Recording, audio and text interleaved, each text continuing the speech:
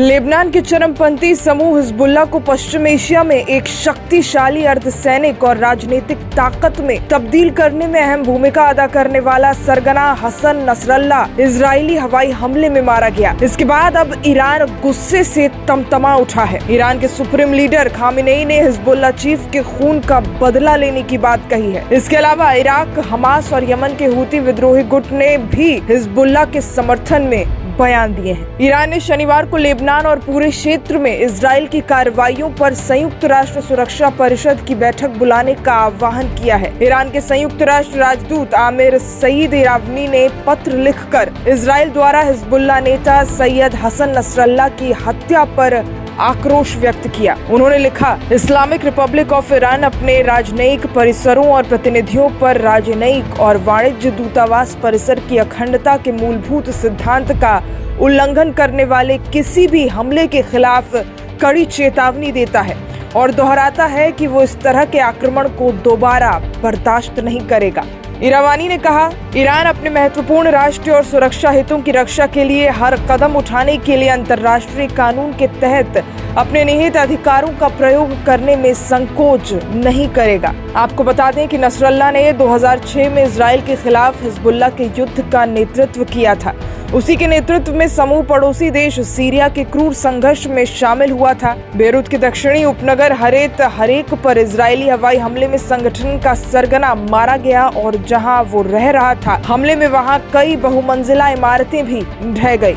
आपको बता दें कि हिजबुल्लाह ने एक बयान में कहा, हिजबुल्लाह के महासचिव सैयद हसन नसरल्लाह अपने साथी महान शहीदों में शामिल हो गए हैं, जिनका उन्होंने 30 सालों तक एक जीत से दूसरी जीत तक नेतृत्व किया था। समूह ने कहा कि वो यरूशलेम के रास्ते पर शहीद हो गए। कौन था नसरल्लाह?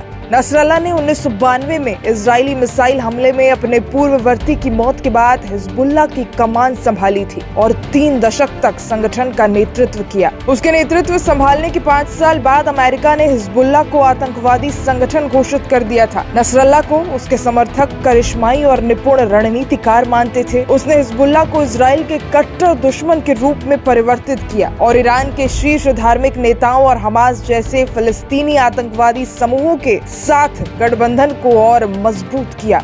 वो अपने लेबनानी शिया अनुयायियों का आदर्श तथा अरब एवं इस्लामी जगत के लाखों लोगों के बीच सम्मानित था। उसे सैयद की उपाधि दी गई थी, जो एक सम्मानजनक उपाधि होती है जिसका उद्देश्य शिया धर्मगुरुओं के वंश को दर्शाना था, जो इस्लाम के संस्थापक पैगंबर मोहम्मद तक जाती है। नसरल्लाह की छवि लेबनान भर में समूह के गढ़ के पोस्टर बैनर दिखाई देती है, विशेष रूप से दक्षिणी बेरूत में जहां हिजबुल्लाह का मुख्यालय है। उसकी तस्वीर न केवल लेबनान में बल्कि सीरिया और इराक जैसे देशों में भी कई दुकानों पर दिखाई देती है। ताकतवर होने के बावजूद नसरल्लाह अपने जीवन के अंतिम सालों में इजरायली हमले के डर से अधिकतर समय छिप कर रहा और उपग्रह मोबाइल फोन से तकरीर दी। नसरल्लाह के नेतृत्व में हिजबुल्लाह ने 2006 में 34 दिनों के युद्ध के दौरान इजराइल के साथ गतिरोध की स्थिति पैदा कर दिया। उसे उस युद्ध का नेतृत्व करने का श्रेय दिया जाता है, जिसके परिणाम स्वरूप 18 साल के कब्जे के बाद 2000 में दक्षिणी लेबनान में इजरायली सैनिकों की वापसी हुई। नसरल्लाह का सबसे बड़ा बेटा हादी 1997 में इजरायली सेना के खिलाफ लड़ाई में मारा गया था। सीरिया में 2011 में जब लड़ाई शुरू हुई तो नसरल्लाह ने सीरिया के राष्ट्रपति बशर असद के बलों का साथ दिया था।